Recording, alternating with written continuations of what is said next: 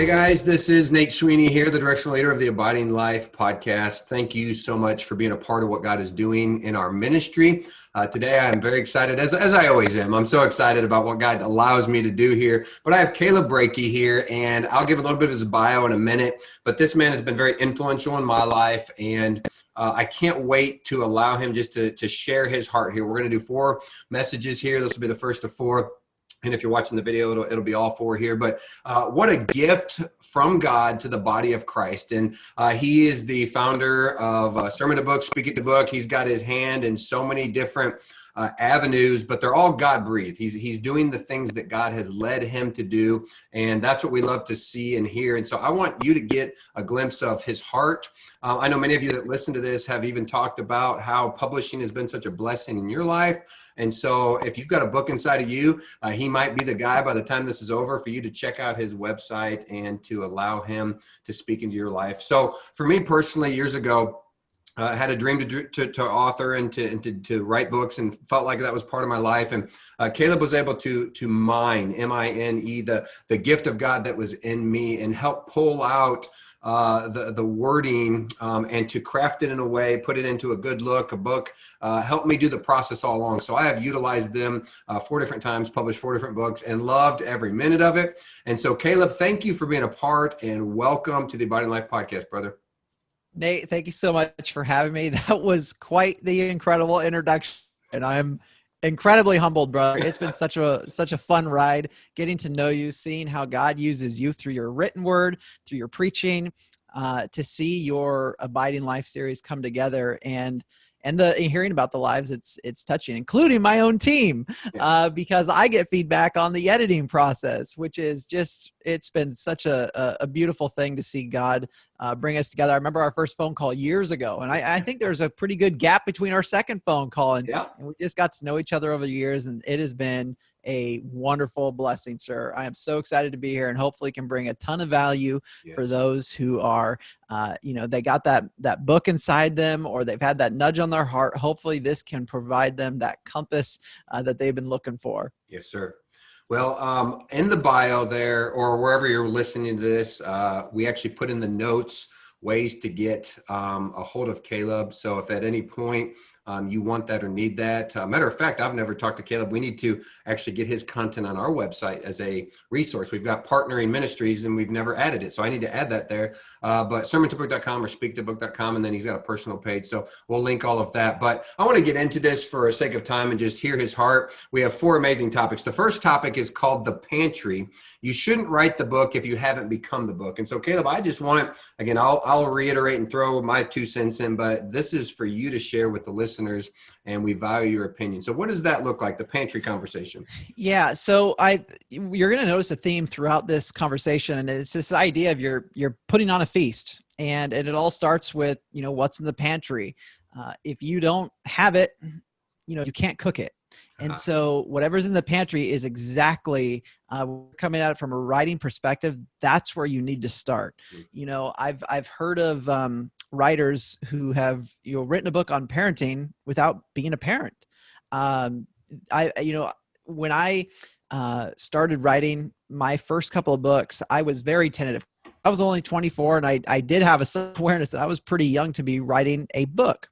And so I put in about 1,000 hours of research per book for my first 2, because I knew that I'd have to offset a little bit life experience and research, just basically pouring myself into a subject so that I could really dive in. I could flush things out. And so one of the biggest gifts you can give yourself as a writer right now is to not press, is to not reach. It's to look inwards, go, God, what have you taken me through? Like, Holy Spirit, give me some, shine a light on the things that have been impactful in my life, that where I can help the next person up, if you will.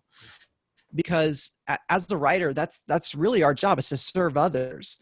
And we can't serve others if we haven't walked where we want them to walk. You wouldn't listen to someone who said, hey, go over there. And they'd be like, why? It's like, I've been there and it's amazing. Or you could say, well, I've heard it's amazing. And the person would be like, I'm sorry, but that doesn't sound like experience. There's a Neil Gaiman quote who said there's a ton of wonderful writers out there with nothing to say. And he goes on to say, go get your heart broken, go start that business, go challenge yourself through your walk with Christ and growing in this area, whatever that may be for you. You need experience, because if you try to write from anything else, it's not going to go well. And I'll finish with this. A long time ago, an agent said to me that, hey, they had rejected this writer several times, but they were very persistent. And finally, the writer just said, hey, what can I do? And the agent said, like, you need to write about your most painful memory ever and then send it to me. Sure enough, they went back, they wrote about it, they sent it, the agent signed them, because we're so tentative. We want to, I think it's just natural when you think about getting your words out there to a ton of people, you want to control the perception more than you want to tell the truth. Yeah. And telling the truth is the goal for the writer. And the hard truths are where the real gold is, the misery that turns into a ministry. And that's great hope for every writer, because nothing bad can happen to a writer, especially when you're in the sweet comfort of God's kingdom and his embrace. There's nothing that he can't pull us out of and then have us help others. Wow. That's so powerful. I think we use the terminology around my circles, the Revelation 12:11, and they overcame by the blood of the Lamb, the word of their testimony, and they love not their life even to death. And so, obviously Christ is at the center. It's the blood of the Lamb. The word of our testimony, it's what has he brought us through. Revelation 12 comes in the middle of some great trial going on in people's lives. And then it says they love not their life, even to death. Sometimes getting out what you've been through onto paper or in testimony form, it's like a death. You've got to relive that process. And I love that first point you made, is the fact that if you haven't lived it, if it's not yours, if you don't own it, it'll smell of like an inauthenticity. Like people will just kind of think, well, that's just a story versus my experience. And so I want people to gain hope that, just like Paul said, with the comfort you've been comforted with, you can go now minister that to others. And so I love that mindset that you're helping people see it's got to become your own thing. And you can give some statistics if you want, but I know you've talked a lot about the stats of people, even in America, that have said, I would love to author a book. And yet there's so many people that are great getting things out on paper, but like you said, nothing to say. I don't know if you got any thoughts around that. But. Oh yeah. It's been, I think it was the New York Times had 82% of people want to write a book. Wow. Very few are ever going to start. Even fewer are going to finish. And those that finish, and we'll get into this number later, very few are going to be well read. Wow. It is, and here's the encouraging part that I often tell people, that's a really good thing. We don't want people to have massive influence without having to put in some work, without having to make an effort, because I think we all know what it's like to have someone in a position of authority who shouldn't be there, who doesn't have the character, who Christ isn't leading. It's not a fun thing for anybody. And so the gauntlet is a blessing, and there is a way through it, and someone can guide you through it. So that's really a good point there. That's really great. I know for years, I knew the Lord had really put on my heart to write, and I barely made it through grammar in school, almost flunked speech class. I mean, God's using me in areas that are not my specialties. And I remember he was a mentor of mine, but he also authored many books. So he became now my writing mentor. And he just began to ask a lot of questions. And I want to get your input, but what are some questions you would ask people in this, say, I have this desire? What are some questions you can I'll tee that up for you while I share mine. And he just said, Nate, why write? What is it that you want to do? And I said, Rocky, I think it's an obedience thing. I believe God's called me to it. And then he smiled, and then he talked about, that's the best place. Like, you're doing it because you feel the Lord's leading you to do it. And then I hear the horror stories years later of how many people, to your point, that start but never get anywhere. And the people that have a desire, they think, I'm going to write to make $1 million. And they're not looking for that raw, what's inside of them. It's just, I want to hit it big. And so it's like they want to flash in the pan. And so do you have any questions maybe you could throw out there? What would you ask a guy that's just sitting there saying, man, I've always felt like I wanted to write the 82%, what are some questions to help weed through to see if they're really a candidate for this? Sure. Well, I mean, one, I like to talk about like the coffee shop example. I say, hey, listen, like, tell me about your book, your idea. And I don't say this to them, but I know that an idea, it's worth a nickel. You know, it's a dime. Everyone has ideas. So I want to go into and really hear, I want to hear their heart on this. And if they can start telling me about their book, and I start leaning forward, and I'm avoiding what I call, eyes glaze over syndrome, where and these are the questions I ask them. I say, well, who have you told about your book so far? What was their reaction? Did they lean forward? Did they ask you questions? Did their eyes go a little bit big? Did they engage with you? It's kind of that coffee shop example of, wow, this really needs to be shared. Or, you've lost me, like, or I've heard that before. That's not unique, or what have you. That's a great example. And when it comes to books, like, I just believe that God says, hey, go and make disciples of all nations. He also says, teach each other all the things that Jesus has commanded. Yeah. That's a long list.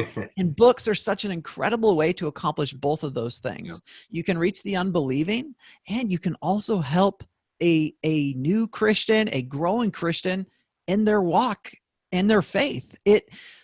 You sometimes, writers get trapped in this idea that it's already been taught, or there's already been this writer who I've read all these years, so I'm just going to pass these books on to him. But it's just not how it works. God rises up new voices to impact others, and we have so much more ability today. Like I often say that now is the best time ever to be a writer, because beforehand it was kind of like publish and hope and pray. Now you can publish and actually have a plan to go and either reach the lost or go and impact your brothers and sisters in Christ. And it's all there for you. The map is bright. It's got colors. It's color coded. It is there for you. And it's an exciting thing.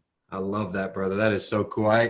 I'm a theology nerd, right? And so I think more scholarly, scholastic, academic, black and white. And I have seen that be a huge blessing to the body of Christ, getting my books out, but then helping, or you helping me through your team craft it in a way that it's not scholarly, to where somebody who doesn't think that way, like, we need theology nerds, but they're usually the introverts, in the dark rooms typing and writing. And I still do a lot of that. But then you also reach a huge group way over here on the spectrum that some fiction stuff. And the whole goal, again, is to get the story out, but it points to Jesus. And I know for me, I read, I think, 2 books my entire childhood. I wasn't a reader, which again, I hated to read, which is crazy while I'm writing books, but 2 books on fiction. Everything else, I'm a nonfiction, like I'm a fact guy. I love to break down, analyze things. And my wife's the opposite. She loves the fiction and the stories. But you have an ability to this spectrum to help people publish on both sides and to get the gospel message out there, or the positive, Christ-centered, loving, whatever direction they're going with that. And I don't know if you have any thoughts toward that, but I think it's important for people to hear. They're all vitally important, and you get to help people do all of those. Oh, it is. Story is just everything to me now. And I often say this quote. I say, tell me facts and figures and I'll forget before I leave the room. Tell me a story and I'll remember forever. That's it. And I've had to learn this through my own writing and publishing. I had mentioned my first 2 books, 1,000 hours of research, and the topics were very close to my age. So it wasn't like I was reaching, writing about parenting. And one was about millennials who were leaving the church. I'm a millennial. It was close to my heart. The other was about dating. I had just gone through that and was married for several years, and had some insight based on those people who wanted to look to someone who's just a few years ahead of them. Well, when it comes to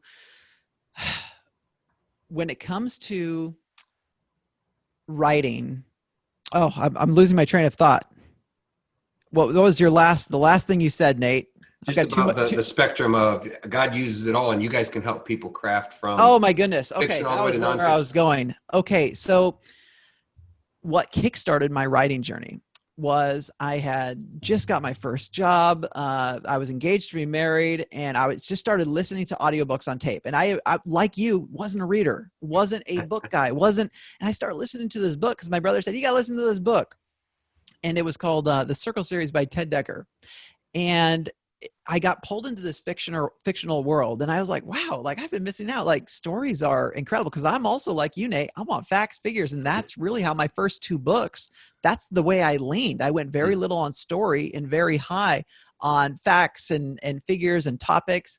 Well, the reason why I got so into books was because this fictional story, I saw myself in the place of the crowd who was yelling, crucify Jesus. Wow. And this was a big moment for me, because I grew up in what would be considered by most of quite a legalistic church.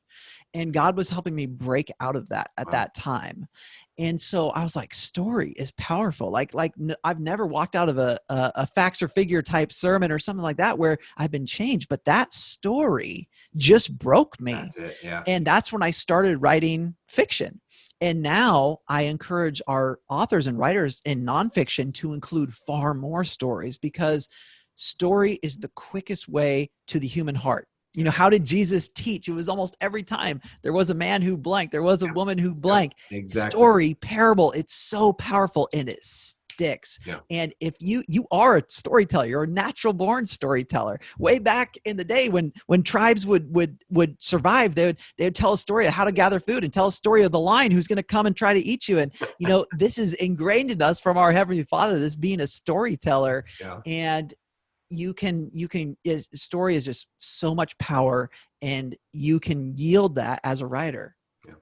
I love it. I think that's a great place to even kind of to lower the boom on this portion here, unless you've got a bunch more content, because it leads us into that next point that we're going to get into. We're going to get out of the pantry and get into the feast. But if you're listening to this and you would say, man, I'm relating to what Caleb's saying, or I've always wanted to write a book, or I love to read, or whatever's motivating you to stay connected here, I want to encourage you to go to the links below to check out what Caleb's doing. Matter of fact, I get the privilege. I've talked to many people in the discovery stage with you guys, and you'll refer them to me to be able to share my story. And I just was able to watch a guy the other day who, I talked to earlier, and he did some fundraising, and now because people leaned into his story, and all of these people were able to support him in it because they were ministered to by his story. They wanted it to get out there as a pastor who's going through some things. And I just love that, because he started with, I know God's called me to do something with this story. Where do I even begin? And he's looking around going, I got nothing. Well, then he stumbles across your I know it's a business, but ministry, like you're ministering to people, and the ability for you to help people take what God's given them and to put it into an end user, grab the book, and they can now be ministering. Caleb, I am thrilled at your ministry. And I thank God that even as such a young man, if you go to his website there, you'll actually hear some of his story, and drug his wife around in a bread box, going from publishing group to publishing group. I mean, you put in miles, and you've got a powerful end result here, and you're just getting started. I know there's a lot of other things you're doing. So to end this podcast here, session 1, do you have any other thoughts? And then we'll move into session 2 here. Brother, I think that wraps it up. Thank you. I think that hits the pantry. You got to become the book before you write the book.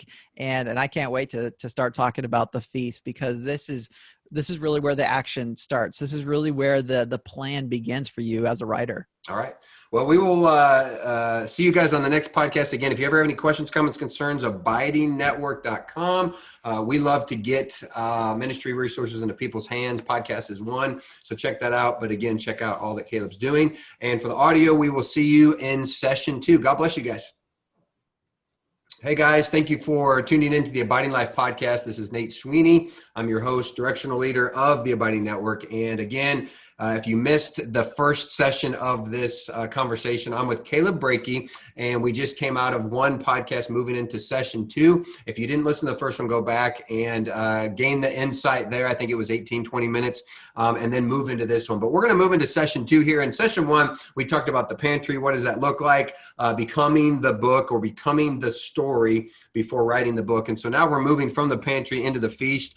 In the description there, wherever you're listening or or watching this is Caleb's information. I hope and encourage you to go there. I hope that you do, and I encourage you to go there. But Caleb, I don't want to waste a lot of time setting you up because we've done that in the previous. I really want you to jump into this feast conversation. I love food. Food's a love language for me. So you're talking my language before I even know where you're going with this.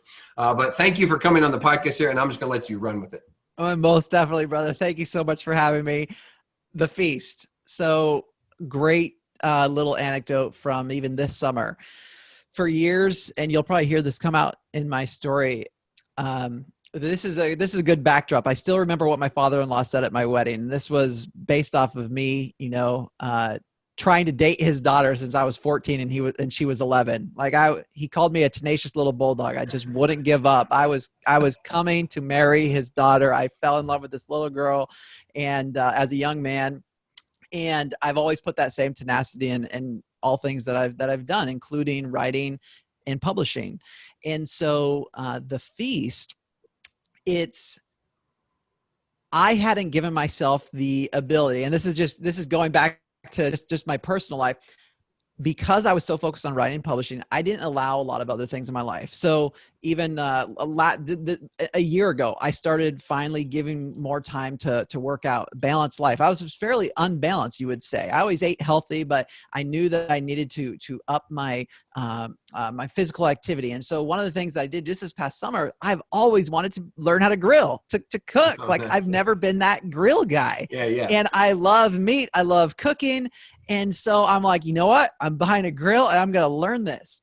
Well, the very first thing I did I would do this for days on end. YouTube this, YouTube that, YouTube the next thing, YouTube steak, YouTube hamburgers, YouTube chicken, YouTube. I was going to the expert. I had all the, and if we apply this to writing, let's say, hey, I've grabbed everything I need out of the pantry. I got my steak. I got my burgers. I got the things I want to cook. Wonderful. Well, now let's take it to the grill. Yeah. If I would have just got started, I'm sorry, but no one's going to want to eat that. It's either going to be charred or it's going to be way undercooked and someone's going to get sick. So I went to the expert. I went to someone who could help guide me to actually produce something that would be worth eating. Yeah. And the feast, it's just this idea of you can have all the right ingredients, but if you prepare it without any experience, it's going to be a huge fail. So good. Yeah. So what do you do? And I like to go back to some concepts here. And there's this idea of 10,000 hours. You put in 10,000 hours to become an expert at it. One part of my life that I don't talk a lot about was how much work went into writing and publishing before I even started Sermon to Book and Speak It to Book. My wife and I, we wrote for years on end. I would spend 16 hours a day on my day off from being a journalist, working on books, going to writing conferences, getting rejected by agents, publishers. My first landing an agent took me 7 years. Wow. And that was without a lot of breaks. That was going really hardcore, and built relationships, all this stuff. And then finally, when I did break through, I learned that just solid writing wasn't enough. There was more to being able to influence people. And that took me on another journey of 4 years learning marketing. So we're already talking about, 11 years invested before I even start my companies to help others. Wow. And so this idea of I put in my 10,000 hours now, I don't need any notes to jump on a podcast right now because it's all right there. Right. I know I am the YouTube and tutorial, if you will. Someone can click on me and just say, go. Oh, yeah. And I bring this up because there's a lot of writers who will have a great idea, but their skill level hasn't caught up to that great idea. They don't know how to put it together. They bought the car, but they don't know how to change the oil. And so my one of my own mentors, his name is John Hawkins, a wonderful Christian man who's also a business guy. He said, Caleb, when I said, well, John, should I do this? Should I do that? He said, Caleb, how many times does a quarterback kick the ball in an NFL football game? And I said, 0. And I said, he said, how many times does a kicker throw the ball in an NFL football game? I'm like, typically 0. And he said, you need to focus on the things that you are best at. And so I lay that down right now for writers who, if writing is your thing, develop that muscle, build it, continue to write. The greatest gift you can give yourself is to read great writing and to have a word quota weekly that you're hitting so that you keep building that muscle and keeping it active.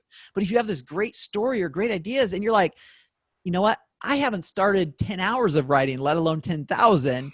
Well, it's time to watch the YouTube tutorial, which in this essence is in the form of the business I started, Sermon to Book and Speaking to Book. Go to an expert. Go to someone who can say, hey, you know what? We can wrangle these ideas or these sermons you preached or these things in your heart and pull them out of you.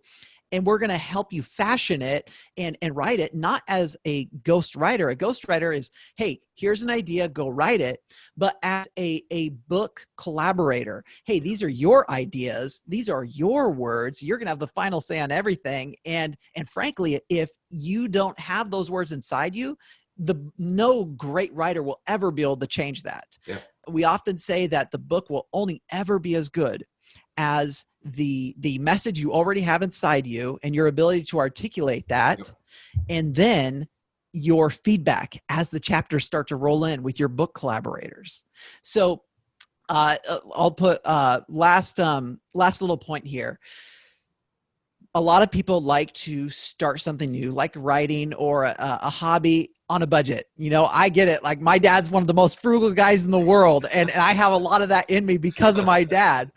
But writing is not something you want to go frugal on. So to be excellent, to have excellent writing, excellent cover, excellent idea, audience, everything, all that does is get you on the starting blocks of a book that has the possibility to reach a ton of people. It puts the starting blocks. Anything less, you're not even in the game. Yeah. You're not even into the point where your book will be read, appreciated, or frankly, just be valuable for people. Yeah. Because I've picked up books that were recommended to me by people who have sold even 70,000 copies of books. And I read it and the writer used italics every, probably 5 times every paragraph. So it felt like someone was shouting at me. And this writer who recommended it, he noted that he could see past it, but I was like, oh, this is just like, this is really bad. Like that's not a typical, best practice to write. Mm-hmm. And so excellence is how you get on the starting blocks of a book that is truly going to impact lives and reach a lot of people. So do not skimp on either you as a writer building your muscle as a writer or saying, I'm going to partner with a team or a writer or an editor, a designer who's really, really great at what they do.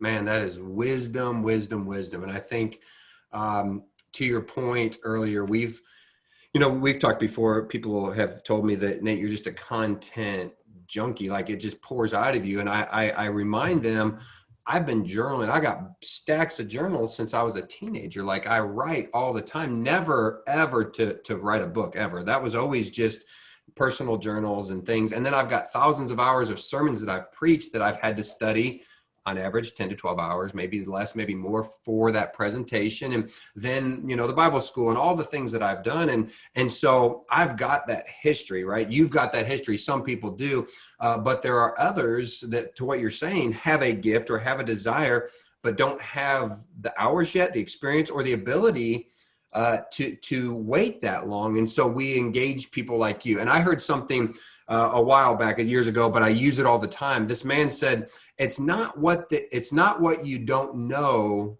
that'll get you, because he said, you can go watch YouTube, you can read, I know a guy who wrote a marriage book and he quoted out of 70 different marriage books, which means not a lot of the content was his own, right? Mm-hmm. But it was a bestseller book. I don't know him personally, but I know of his stuff and his story behind that. He said, it's what you don't know that you don't know. What you don't know that you don't know, that's what'll get you. And so a sermon to book, a speaking to book, they know, and it's not just you can copy and paste. They're a resource to say, let's partner with what you do know, your story, your passion, to what you don't know, like even just simple grammatical things, just layout, just marketing, advertising, hey, the end user, man, if you want that, you guys have said this to me. I mean, Nate, if you want that, that's something, if that's a hill you're going to die on, we'll go there with you, but it's not typical. And some of those things I've stuck with. I've said, well, I feel like that's what, and other things I've been like, Yeah, that's right. And most people aren't going to enjoy that. So I don't know if you have any more to say to this, but I want to affirm what you're saying, that you guys know, like it's if I don't know what I don't know, it's going to get me in the long run. So it's going to cost me more money. It's going to cost me more time. It's going to cost me the same message that might have a huge impact now has less of an impact because of things I simply didn't know. So I don't know if you got any thoughts around that, but coming out of the pantry to the kitchen or to the grill, that's a whole nother big step. And so I think you've crafted that conversation well. I don't know if you got any more thoughts around that. No, that is really good. And I think one of the things that I would add to it is, I just went to a conference and one of the last guys speaking talked about really kind of these two roads. Like, hey, are you the type of person who's gonna be able to do it yourself, or do you need to, partner with someone? And he added up the cost of not knowing. He added up the cost, and it ended up getting up to something like $800,000, something like that, over a certain period of time. But yeah, the cost of not knowing is so high. And here's the thing. Like, even you look at how mentorship works. You go, like, when a young person comes to me and says, what college should I go to? I usually say, well, instead of thinking about it like a college, and that's fine, you can go that route, but I would zero in on 10 people who are doing the job that you want one day, the exact lifestyle that you want one day.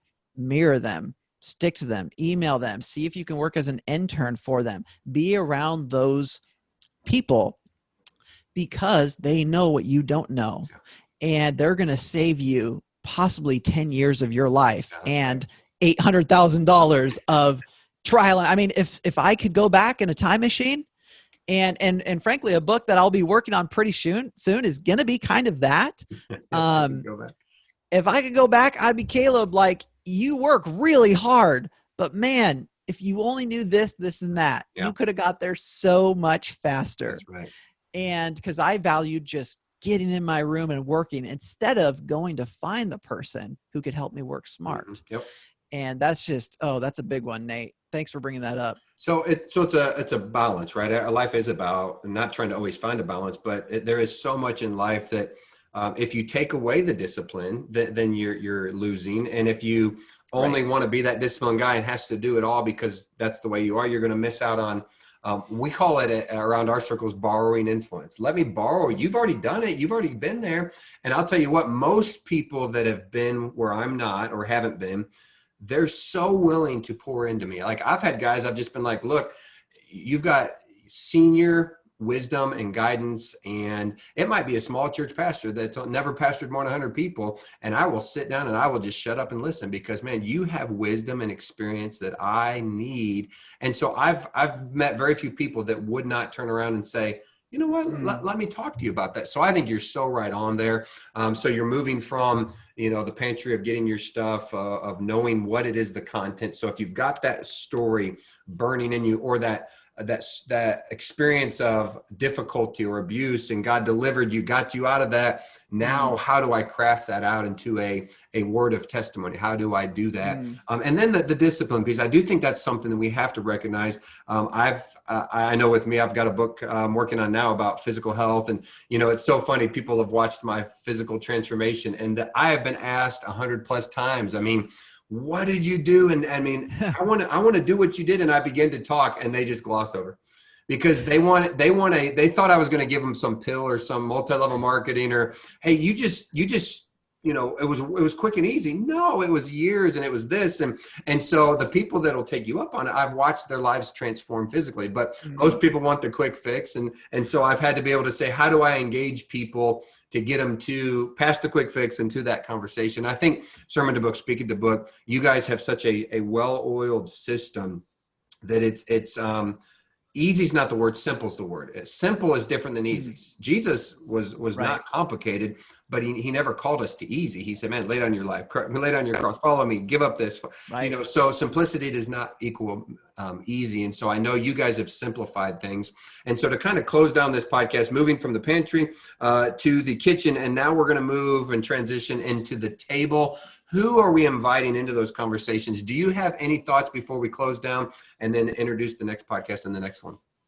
I'll close with this. Just what you said about simplicity. That's so one of my favorite quotes. Mark Twain said, "I'm sorry I wrote you a long letter. I didn't have time to write you a short one." And it just shows how much more effort and toilsome it is to simplify, to make something easy, to be able to do no more than 3 bullet points. That sort of thing. I absolutely love that. But no, I think that wraps it up just wonderfully. And I'm excited to talk about the table, which is it's so vital. It's probably the part of the writing journey that is glossed over the most. Oh, wow. And I'll save the little secret for what I'm talking about, or the common phrase that I hear at the very beginning of any conversation when I ask who this book is for. I'll save that for the next episode, but it may surprise you. You're dangling that in front of us. So this is the end of session 2.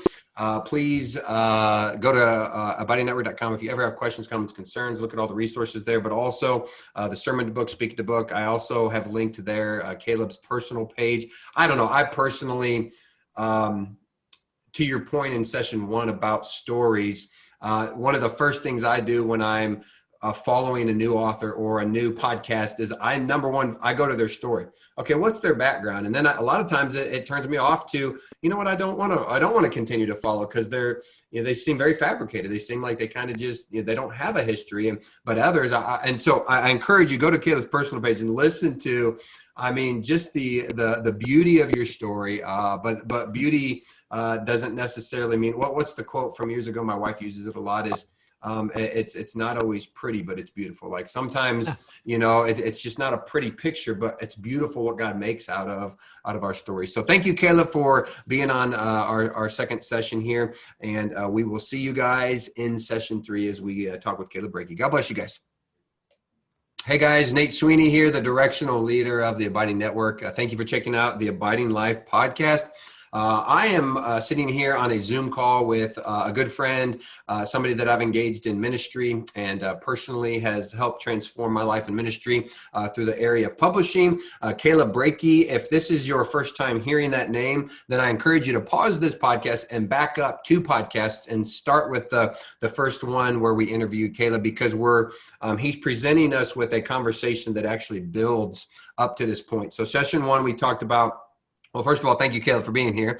And session 1, we talked about the pantry. What ingredient, or actually, don't write something that you haven't become, right? What ingredients do you need? The second one, we're moving into the kitchen, and what we don't know. Just because we have the right ingredients, do we cook it or grill it or fry it, or what is the actual piece that we do with those ingredients? And then he kind of left us hanging there into session 3, talking about the table, and he said there is a piece that is overlooked very often in these conversations. So I would love to hand this off to Caleb to hear exactly what he's talking about on this topic. Thanks again so much, Nate, for having me. This has been wonderful. And yes, the table. So I did leave our last session saying, hey, this is probably the most glossed over area for every writer. And what I mean by that, it's kind of like, if you're maybe as a parent and kids they're asking this is the next, and you kind of like just give up and you say something very simple and easy. That's kind of how writers respond when we ask them, who is your book for? Can you guess the one word sentence or statement that I get back nearly 90% of the time when I ask that? Maybe I don't know, or I haven't thought about it, or it's everybody. Oh, okay. My book is for everybody. And that is so that will sink your book before ever even had a chance to breathe. That's a great point. Yep, my book is for everybody. I had this brought to light it was about 7 or 8 years ago when we were designing our sermon to book and speak it to book websites. I was being just grilled with questions, and it was frustrating in like a good way. Like, oh wow, I haven't thought about this. And that was me just glossing over, like, well, like it's a website, like who it's for. But I was being asked about all these questions. Wow. And this person said, well, Caleb, think about churches. Like, who's the church for? And I'm like, well, everybody. And they're like, well, does your church have a Spanish speaking pastor? I'm like, No. And they're like, okay, so people who only speak Spanish probably wouldn't be a good fit for your church. So I'm like, yeah, that's probably right. Narrow it down a little bit, right? And so Such a great thought, man. yeah, so writers often think that their book is for everybody, and I can confidently say it is not, and that is a good thing. That's a good for thing. you. Yes, You know, you gotta know that though. think about this. We've figured out what we want to cook. We found it all in the pantry. We had everything we needed. We took the time to learn how to prepare it, or it was already one of our skill sets. We knew how to prepare this meal. Now we're talking about the table, people who are going to be sitting here. If you're a good host, you want to make sure that your food matches the people who are going to be coming over for dinner. Yep. I remember years ago when my parents took me and my three brothers as young kids. We went over to this new family's house for lunch or something like that. And first thing the dad of this family says is, "Oh, watch out for this in the soup. They're poisonous." As a kid, my eyes just went, what? Like part of it was like, wow, that's really cool. We're about to dodge some poison. But the other thing was, man, know your audience. Just give us some spaghetti. Yeah, it's something else, brother. Yeah. Yeah, exactly. But what you're preparing needs to match the people who are going to be coming over for dinner. And I often say, if your book is for everybody, you are serving mac and cheese. Yeah. And mac and cheese is not going to be nutritious. And if that's all you're having, people are going to get sick very soon, because that is the most basic, not nutritious. It might taste good, but that's what you're serving. And that, that's not what you want to serve.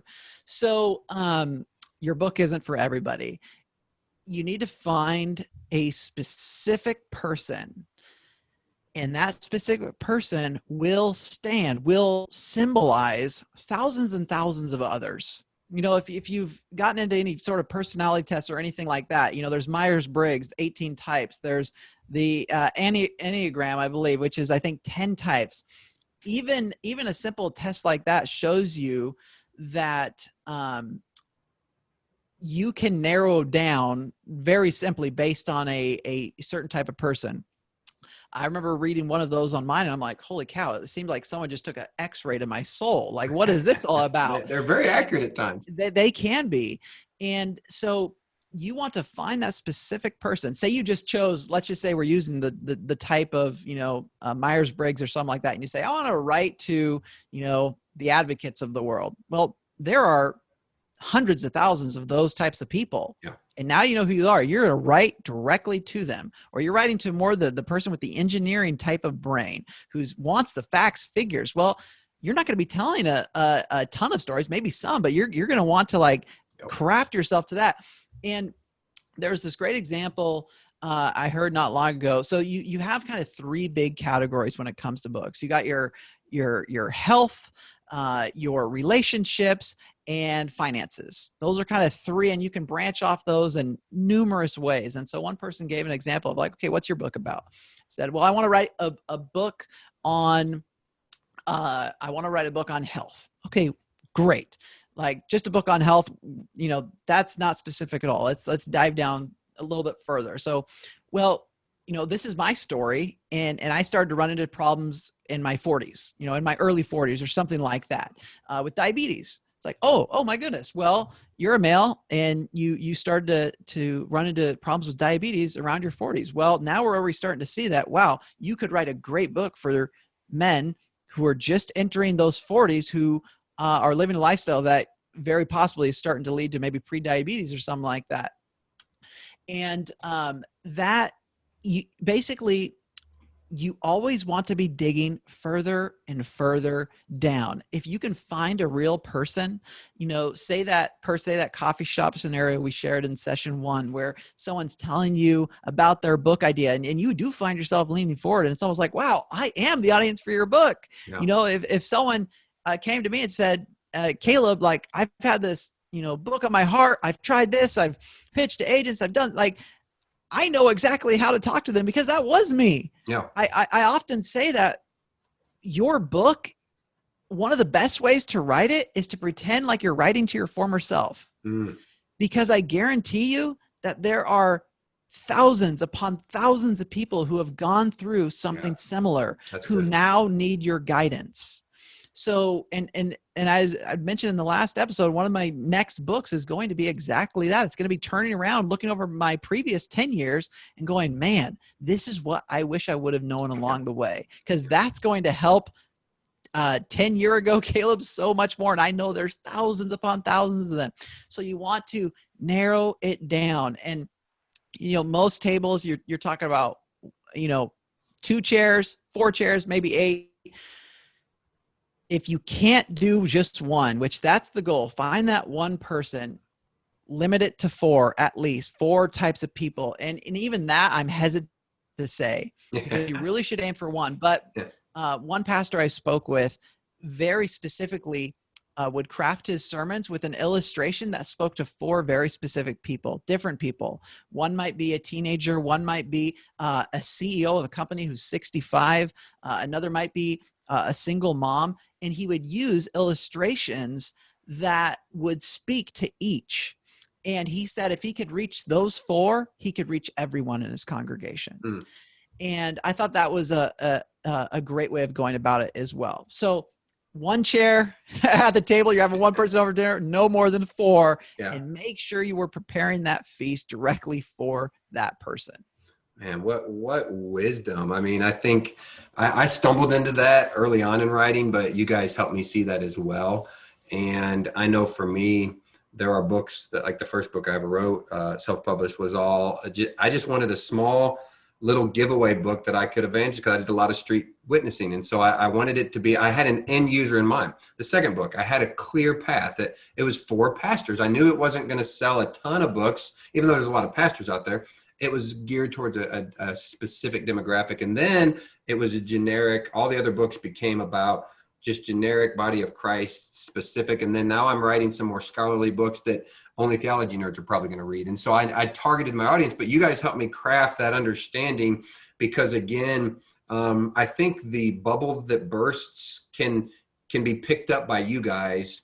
Okay, somebody comes to you and they want to write to everybody, and you burst the bubble and you say, but wait a minute, let's pull this piece of the bubble that you've got 4 books in you. Let's actually break this down and say, let's keep this one all about this, and then this one all about this. And I think that's another thing, is people are so antsy just to get, if I grab one of my books off, they want a published book to say they published, and you're going, no, let's back up this bus. Let's get vision behind it. Let's get some administrative platform behind it. And I think you guys can help be as much as you can burst a bubble of, well, everybody, it's just this rainbow pie in the sky. No. You're right. Anybody can read it, but target this. And then maybe you do have 4 books in you, and let's help you craft those conversations. I think it's such a great point, and I appreciate you inviting us into that conversation. Oh, most definitely. And it simplifies things so much. If you're a young child and you want something for Christmas, what are you doing? You're usually, if it was back when I was a kid, before, the internet was too much of a rage, you print out a picture of something, or I remember when if your parents couldn't get something, they'd print out a picture and give it to you as a present. It's something you can put that person next to your computer screen as you're writing. You're like, I'm writing for that person. Yes. And they do represent a lot of people, but if I can reach this person, I'm going to reach them all. And this person's going to guide the exact tone. If I have a young person walk into my house, my tone's going to be a little different than if my parents walked into my house, than if my longtime friends had walked into my house, than if a stranger walks into my house. You're not changing who you are, but you are speaking to them where you're at in the relationship, or what you know of them, right? And so you need to know people well in order to serve them well, in order to write to them well. And writing is one big course in empathy. You're saying, I see you. I see where you're at. I understand where you're at. And let me tell you this story and share this journey with you that I've been on, and bring you along with me. I think you crafted the word so well, because I don't like the word uneducated, but someone who doesn't know any better would think if it's for everybody, I'll sell more, versus it's kind of it's a symbol clinging among other symbols. Like, it's not standing out. But when somebody says, oh my goodness, that guy is 40 years old. He's dealing with diabetes. That's a gripping something that will compel someone to make a purchase. I know in our family, my daughter deals with a lot of food allergies. And so me and my health transformation and my wife, we've spent the last almost 4 years now. And somebody can bring us, I mean, I love eggnog. I would drink a quart of eggnog at a time. Somebody could bring me my favorite eggnog nowadays and sit it down at the table, and I would refuse to drink it. And it's not because I don't value their relationship and thank you for buying that. It's because it's the wrong audience, because that nowadays would hurt my body. My daughter, if she gets any type of certain glutens or, even dairy intolerance and things, it could be the best thing for one person, but it could actually not be what the right person. So I think you pictured that so well. And how can Sermon to Book or Speak to Book help you if you're listening to this and you want to engage their services? Man, they can help you craft who the audience is and what that looks like. And even just moving from the pantry to the kitchen, now to the table, and into this last piece that we'll talk about next. So I think that's probably one of again, we've talked about a lot of good stuff, but that's an eye opener right there to a lot of people, to help people see, because it's just not conventional thinking. Well, if I can just get more out there, everybody wants it, then, well, you got to get that right person. So I appreciate that. I'm going to close this down here. Just I don't have any other thoughts. Do you have any other thoughts to set us up for the next one, or to close us down? I'll even share just a quick anecdote based on that just happened kind of out of the blue. So our company, we like to put a lot of resources out for pastors, and we wrote a very short book called 12 Structures for Your Next Sermon. We give it away for free on Amazon. That book has got more traction and reviews than organically, meaning we're not marketing it, more organic traffic than any other book we've ever written. Why? Because it's incredibly specific. It's called 12 Structures for Your Next Sermon. We know one person needs that book. It's a pastor, and a pastor who may need to get a little bit more creative and how they organize their content. And the more specific you get, the more you're going to reach. I think that's great. And I've been blown away, even because I'm on Amazon, the analytics, and you can, there's so many different groups that Amazon targets. And you're like, I've had my book be very high up in an area that I'm like, that book's, it really is not even about that. But then when you dig down, you think, oh my goodness, yeah, that audience would want that. And so now this whole genre of people that I never even targeted, because of the end user that I thought about, they had similar characteristics, if that makes sense. And so, wow, it took off in this category because I had this target in mind, and they had characteristics that fit that. That's right. I've lived that out myself. Oh, and that is where word of mouth starts, because you hit that one person. Well, they're going to introduce you to all those side markets, if you will, that are close, maybe not exactly like, but would also very much benefit from it. But if you don't hit someone precisely, they'll never help you with word of mouth or saying, wow, this book changed my life, or let me tell you about this book, because you never spoke directly to them. Yeah. So one thing to close this podcast down, there's one more we're going to get into, but I would just one more plug, because I love you, Caleb. I love what you've done with my ministry, with my books. I don't have a lot of other experience in marketing and all that, but I was amazed by how well you guys were able to pull out of me exactly what we just talked about, and then market that way. Like saying, because I came to the table with ideas. I want to send this many, I want it on Facebook, and I want to send these email blasts, and you're going, nah, how about this? Like, you never discouraged me. You just said, like the shiny object, you moved it over here to where, how about this, Nate? And it made total sense. And I think it worked. And so if you're listening to this, these aren't just theories that Caleb's or theories that he has, sitting in his, basement. He's lived these out, and he's lived it out with multiple clients and in his own life. I'm an example that can be used. So thank you, Caleb, for that. As we close this down, we got one more podcast with Caleb. Thank you for checking out the Abiding Life podcast. Always, you can go to abidingnetwork.com, check out our resources there. We have so many wonderful things that are happening through the Abiding Network. Publishing is just one of them. Podcast is one of them. We have a store there that all of the proceeds from anything that you guys buy there, or the donations, go straight directly into the ministry.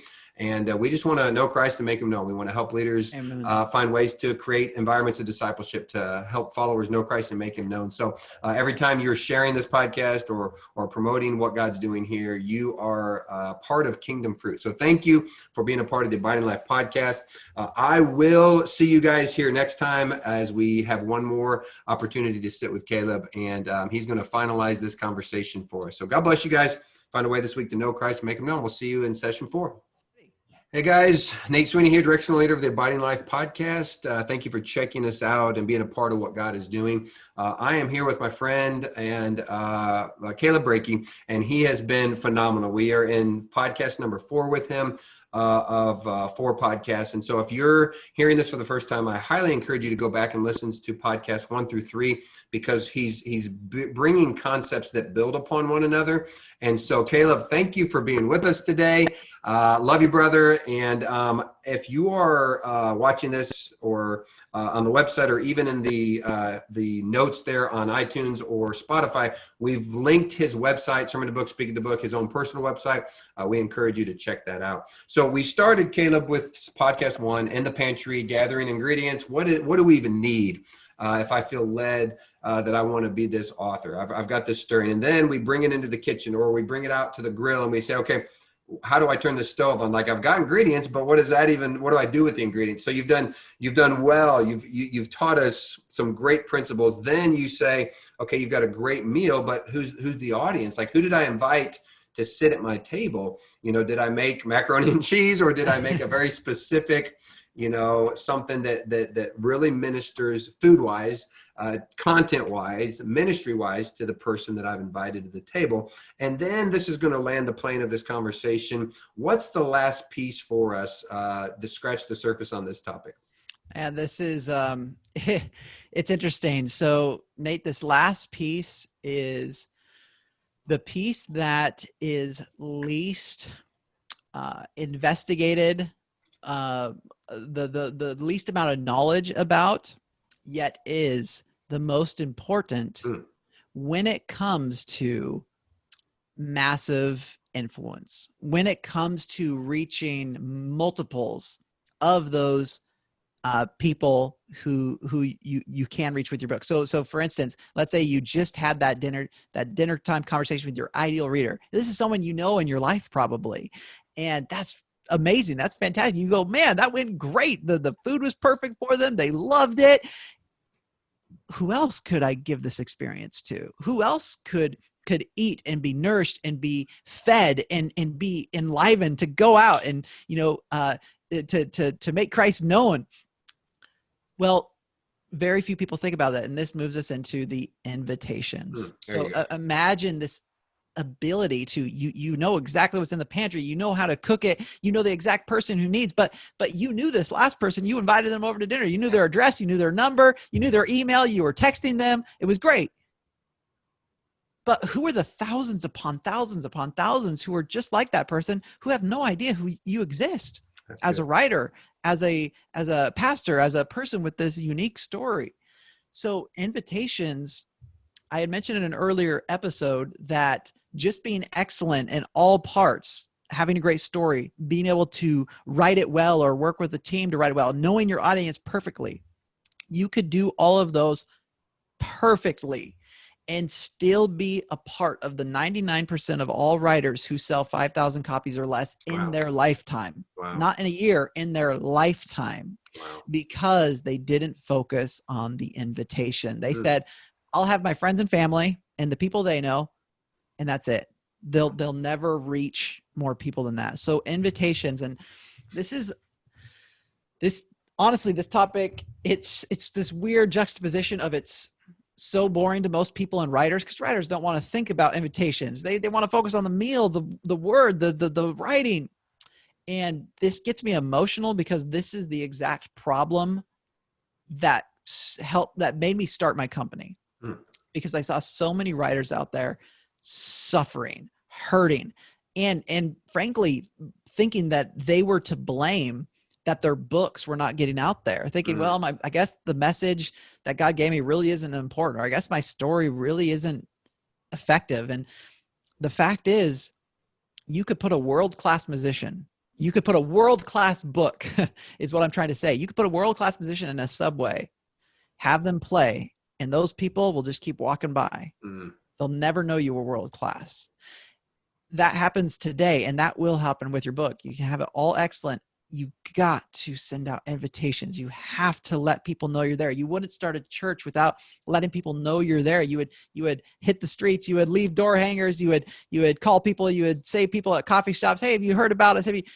You have to send out invitations." So that is a little backdrop to this last topic. That is very near and dear to my heart, because it is the one thing standing between many great Christian leaders and followers of Christ who are maybe reaching a 100th of the people that they could be reaching. Yeah. Well, and I think to my experience with you guys, first of all, that's a great point, great concept. We talked about so much in the previous three. For you to say this is probably the most important, like it's just going, wow. And I don't want to discourage anybody, but I want us to, I do this a lot in ministry. I coach a lot of people as well. Sometimes it's good. I like to overwhelm somebody. I like to just say, this is so much bigger than you, and show them why they need my assistance, or they need this, or why we're encouraging this, because we overwhelm them. And it's like, oh my goodness. Because a lot of times that humbles people to the point where they'll actually listen. Whereas before they're like, well, I've heard that. I read about that. I read 2 books on writing. I know what I'm doing. Sure. But when they're overwhelmed, then they say, okay, wait a minute. Now I feel like if you've ever felt like you're drowning, you don't care if it's a life vest, you don't care if it's a floating monkey, you don't care what it is, you're going to grab onto that thing and you're going to pull yourself up. And so I think this is such a good point. And what I was so valued with our relationship with Sermon to Book, Speak to Book, is the way that you guys use this funneling system. It's so funny because we use that term at our church. We have for many years before I ever met you guys. And we talk about how do we funnel people, the right people. So you got 100 people that show up for the first time in a year at a church. How do we funnel them? You know what? A lot of them are just, we funnel them right back out the door. This church isn't for you. But then the ones that stick to this next level, how do we engage them to the next level of content? And so one thing I would push heavily, and you can speak to, I don't know if you're ready to even want to talk about and get down that road, but Sermon to Book, Speak to the Book, what you guys did with my content was you funneled things to get the right end users to where people will buy. And it was just so neat to watch how it worked, because when you explained it to me, it was, that makes sense, but is this going to work in real world? And we watched as you send out this bigger picture for free, then you give a discount, then and you can speak to that or as much as you want, or you can just speak to the concept of how do I reach my end user? How do I get that right invitation into the hands of the right person? Do you have any thoughts around that, or am I being way too ambiguous? No, definitely. I mean, I have got oodles of thoughts on this. That will probably, I got too much on this, Nate. So even for instance, just yesterday, I was working on a new document to help as we onboard new clients. And by the way, thank you for saying the thing about, like, I don't want to overwhelm anyone here. I want to redirect you to this amazing thought that privilege and influence is, like, just having massive influence is a privileged position, and it should be difficult. Yeah. And those who aren't afraid of difficult, those are the ones who we need. So if you're sitting there like, man, this is gonna be a long road, but God's calling me to this, like, amazing. You're that person who, our companies were created for. Because I mean, who wants to enter a race where everybody wins, or who wants to be in a world where everyone writes a book and gets read by the entire world? No, we want people to earn those places of influence. Yep. And what great thing ever came easy? I mean, name one thing in your life that is incredible and it came easy. None of it worked for me. Not marrying my wife, not even how Jesus brought me to himself after being raised pretty, kind of an legalistic environment, not learning how to write and publish and do so both self-publishing and traditional publishing and learning all those ropes and marketing. That was, 4 years. So all of it's hard, but that's the good stuff. Amen. That's the stuff that allows me now to reach and help so many more people. So embrace this. Basically, that's what my one of my mentors said. He's like, embrace the difficulty, embrace it, hug it. It's your friend. one of my favorite quotes along that line is, you can have the pain of discipline or the pain of disappointment. Yeah, Either, that's so good. and here's the thing, you're going to have pain no matter which way you go. But if you choose the pain of discipline, then you'll actually see the reward. Man, and I that's can't such a remember good who point. said that. I believe it was a basketball coach, but it was very good. So be encouraged. It might be a lot, but it's there for you. And if you're that person that God's calling for it, wow, what a time to be alive, because you've got a team, you've got guides, you've got people you can go to ask questions. Wonderful. But going back to your question, I was working on this document because just as I started off this session saying this is kind of the thing that people think about least, we have been working hard at Speak It to Book and Sermon to Book to help make our clients more knowledgeable, even if it's not a route they want to go. So I was working on, we often have onboarding calls where we learn about the content more, where we learn about the audience more. And so some of the things I wrote down here was, hey, like we have to be asking our clients very specifically. And I basically did almost like a fill in the blank. Like we would need to know, who their ideal reader is. That's pretty simple. What's their main problem? Pretty simple. But then there's this little bracket here that needs to be filled in called high value mini book. Well, what's that? Basically, you want to be able to have an elevator pitch of your content that is so specific for your one reader that they can't help be like, wow, I need that right now. And we help authors like you give away some of your best content for free because it lowers the barrier of someone who's saying, I wrote this book, so give me some money for it. It lowers that so that they can actually see, oh, this isn't like some scam or some new author who I shouldn't trust. I just read this book and wow, look at all this value. Oh. Now I need to go read all the other books. That's it. There it is. So we want to get our authors thinking about that right away. What's some of the best content you can give away for free and get in front of people, because that's what's going to get them hooked and keep reading your books, actually give you a shot. It's this idea of if someone came to you up at Starbucks or something like that, and if they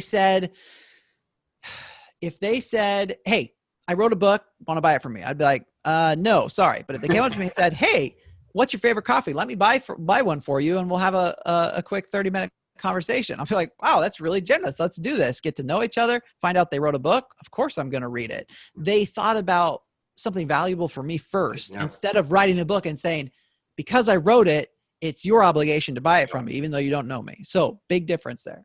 Well, beyond this, we talk about this concept of a redemptive road. And essentially, if you're, watching this on the episode, imagine someone's on one side of the screen. That's their beginning part. That's the you 10 years ago that you're writing to. That's the situation that started your journey and your story that's in your pantry.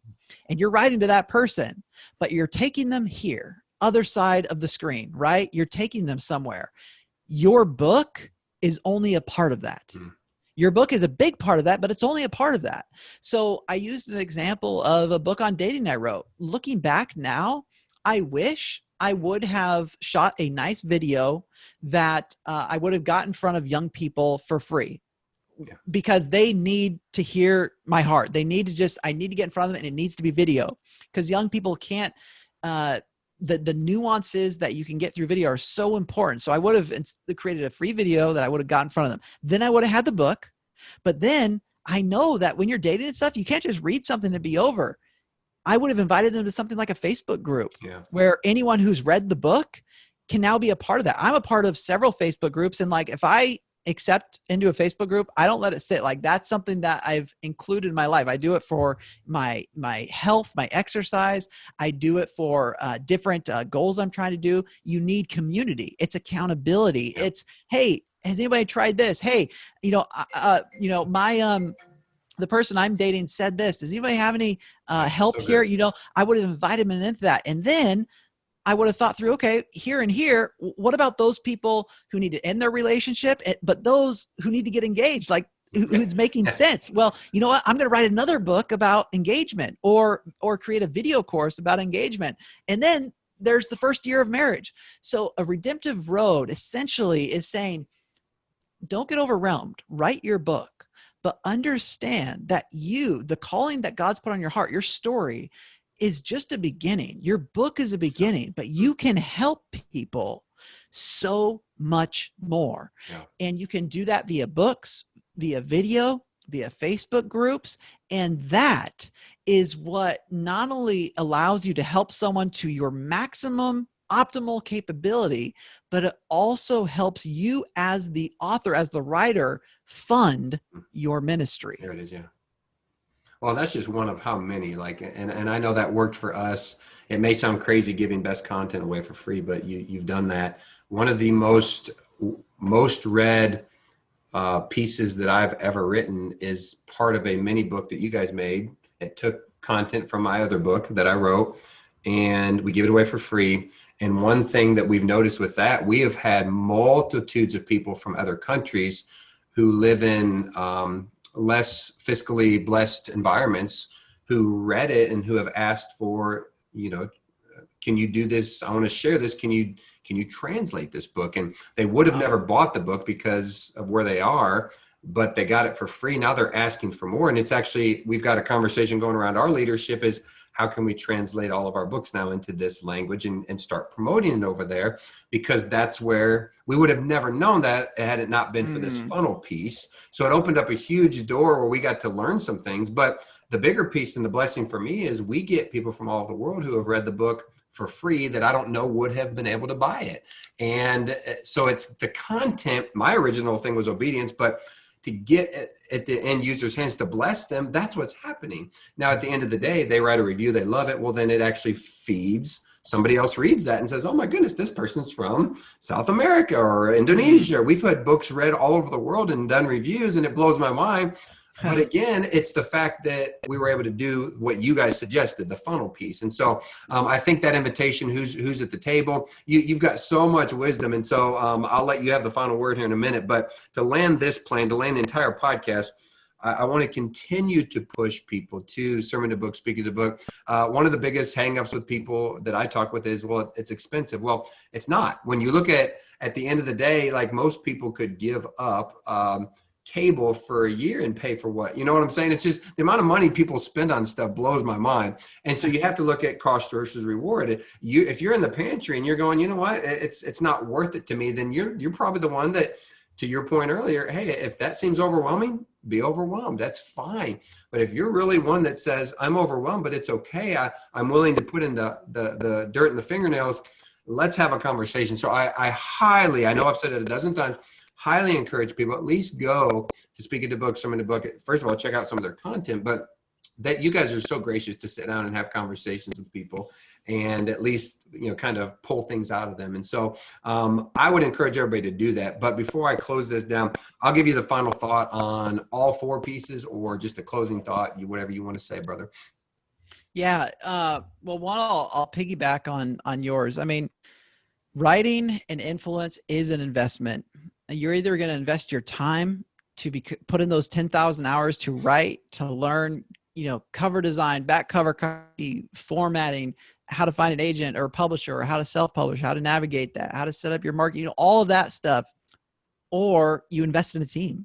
Bingo. And I have tried, honestly, almost run these companies into the ground, trying to charge too little. And now we're in a position where we have some really incredible options for people, such as funding options that can be paid over 5 years. And even in that, even if that's not an option for you, you just heard the story of Pastor Dan, who went to work and within 30 days funded his book. He just signed a deal with us, I want to say a week ago or so. It's going to take work, whether, again, you're running like a Kickstarter campaign or you're giving up something to put money toward it.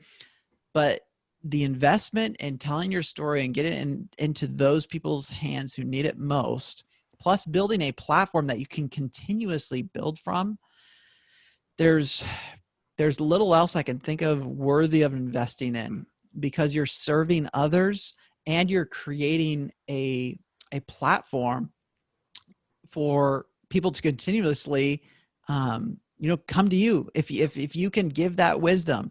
So Nate, I really appreciate you having me on today. It was great talking about the pantry, talking about the feast, talking about the table, and now talking about invitations. And be that writer who writes an excellent book, who pulls out all the stops to be excellent. Yeah. And then to finish this up, send out those invitations.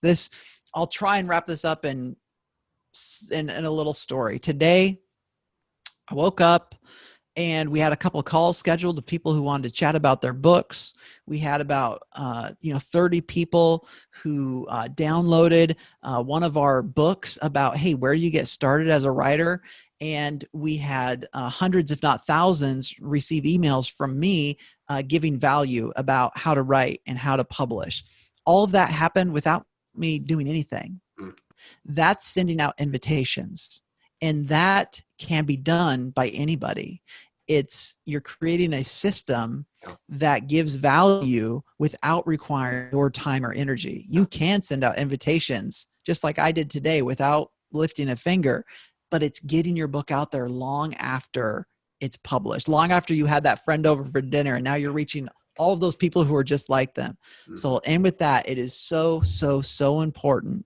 And maybe we could talk at a future point to dive into this because it's so much here, but that is it's a big thing that people need to be thinking about. And it's a wonderful thing because it means that you as a writer no longer have to hope and pray that people find your book. You can actually get it in front of those people who need it most, not every week, not every month, but every single day.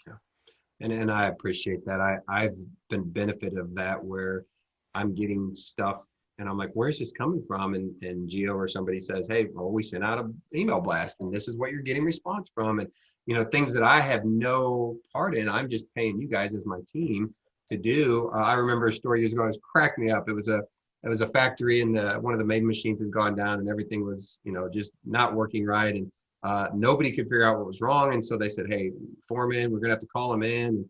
And it was like a contracted guy. He didn't work for him. And they said, he's a specialist. He always has the answer, but he's like $5,000 a visit or something. And so anyways, he walked in and he asked a lot of questions and finally went up, walked behind the machine, diagnosed a few things and walked behind the thing and cranked it back up. Everything was working. And they're just like, man, how do you do that? And they're writing the $5,000 check. And he said, hey, by the way, next time before you call me, check your power source. Somebody had gotten unplugged. And so the guy that owned the company was livid. How would you charge us $5,000 because of that? He said, it's not the work that I did. It's the knowledge that I had. That's and right. You guys have a team with a wealth of knowledge with years of experience. And so it's not necessarily what you do. I used to be a locksmith for years and I would unlock a car in 30 seconds. And one time I got prideful. A guy was arguing. He couldn't believe I charged him $40 to unlock his car. So I threw the keys back in the car and I locked it. And I said, would you like me to take a little bit longer next time to make you feel like you got your money's worth? And I was just in a bad mood. It was a hot sunny day. Well, no joke. That's a good story. I stuck the tool in to unlock his car and it got stuck.